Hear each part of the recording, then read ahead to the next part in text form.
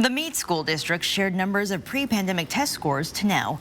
Middle school math scores dropped significantly during this pandemic.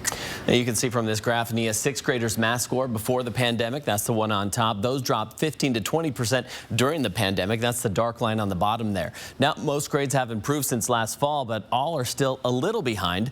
Vanessa Perez is live with how the school district says it's concerning. The district says they know students are going to bounce back from this. It's just going to take a little bit of time. It's a trend happening across the country. Students' test scores impacted by the pandemic.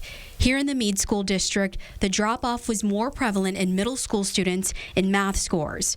We'll come back from this. It just takes mathematics is a more linear progression, and it will take a little bit of time for us to do that.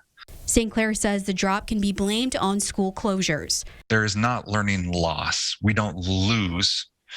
Students are still growing. I want to really emphasize that. Our students are really growing, and we have one grade level that is statistically at the national norm.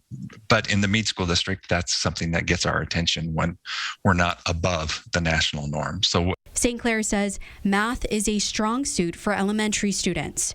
You can see they've pretty much bounced back.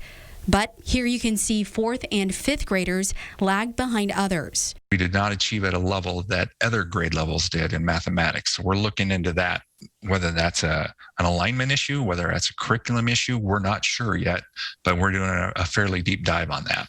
While the pandemic had an impact on scores, St. Clair says students are still scoring well above the national norm.